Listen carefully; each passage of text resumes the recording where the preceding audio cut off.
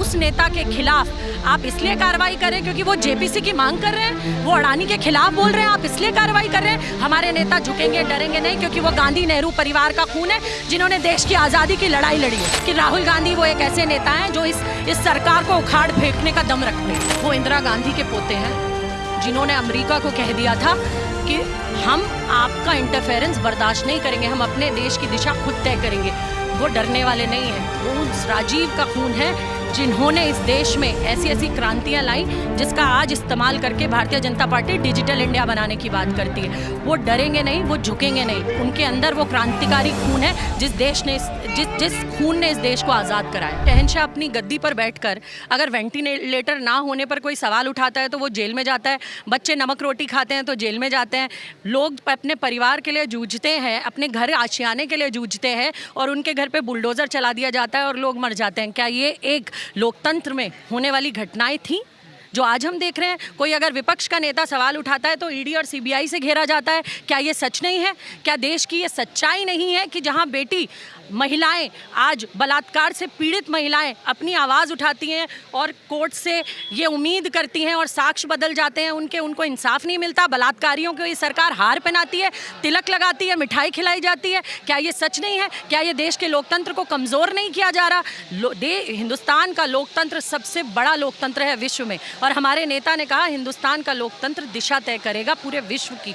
तो क्या उस नेता के खिलाफ आप इसलिए कार्रवाई करें क्योंकि वो जेपीसी की मांग कर रहे हैं, वो अडानी के खिलाफ बोल रहे हैं, आप इसलिए कार्रवाई कर रहे हैं? हमारे नेता झुकेंगे डरेंगे नहीं, क्योंकि वो गांधी नेहरू परिवार का खून है, जिन्होंने देश की आज़ादी की लड़ाई लड़ी है। दिक्कत है ना, आप लोग सवाल खड़े कर रहे हैं, मोदी जी से सारी चीज़ें देखी नहीं जा रही हैं। आप अडानी पे सवाल खड़े कर रहे हैं, उस पर भी वो लोग तमाम तरह के षड्यंत्र अपना रहे हैं। राहुल जी अगर विदेश में जाकर ये बोलते हैं कि देश में जो है लोकतंत्र को खत्म किया जा रहा है, वो भी सरकार से देखा नहीं जाता, कहते माफ़ी मांगो। शहंशाह को अपनी बुराई पसंद नहीं, शहंशाह अपनी बुराई से डरता है। शहंशाह को आलोचना पसंद नहीं, शहंशाह को गुणगान पसंद है। इनके दरबारी लोग, इन्होंने मिनिस्टर्स को 2 रुपए का ट्रोल बना दिया है। आज इनको बचाने के लिए इनके मिनिस्टर्स ट्रोल आर्मी बन जाते हैं। देश में कभी ऐसा हुआ है? इन्होंने मंत्रियों की गरिमा खत्म कर दी। अभी तक तो ये कहते थे कि कोई नेता नहीं है जो मोदी जी से संवाद कर सके, उनको टक्कर दे सके। अब राहुल गांधी जी जब लगातार सवाल खड़े कर रहे हैं तो राहुल गांधी जी के पीछे पड़ गए। राहुल गांधी जी कन्याकुमारी से कश्मीर तक देश के दबे कुचले पिछड़े दलित आदिवासी जो मध्यम और छोटे व्यापार, महिलाएं, बेटियां, युवा, उनसे मिले हैं, उनका दर्द जाना है, उनका दर्द समझा है।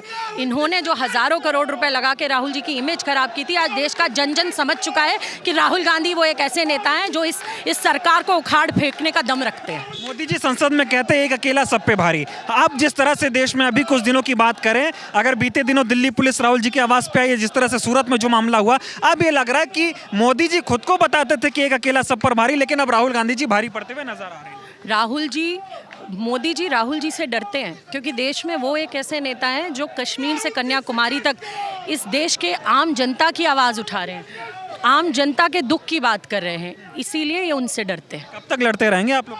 हमेशा लड़ेंगे, क्योंकि देश की आज़ादी की लड़ाई कांग्रेस पार्टी ने लड़ी, कांग्रेस पार्टी के नेताओं ने लड़ी, और ऐसे हर व्यक्ति ने लड़ी जो बिना सोचे समझे कि न जाने हमें कब आज़ादी मिलेगी, पर वो लड़ते रहे इस देश की जनता के लिए। ये कांग्रेस और इस कांग्रेस का एक एक व्यक्ति उसी संगठन से निकला हुआ है, और हम आम जन की लड़ाई लड़ते रहेंगे, अपने नेता के साथ खड़े रहेंगे। एक और बात सामने आ रही है कि राहुल गांधी को चुप कराने के लिए सरकार पूरी कोशिश कर रही है। आज नहीं तो कल किसी न किसी मामले में इनको जेल भेजने की पूरी तैयारी जो है भाजपा कर रही है।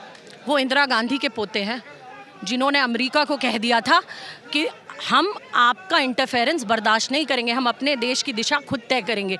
वो डरने वाले नहीं हैं। वो उस राजीव का खून है जिन्होंने इस देश में ऐसी ऐसी क्रांतियां लाई जिसका आज इस्तेमाल करके Bharatiya Janata party digital India बनाने की बात करती है। वो डरेंगे नहीं, वो झुकेंगे नहीं। उनके अंदर वो क्रांतिकारी खून है जिस खून ने इस देश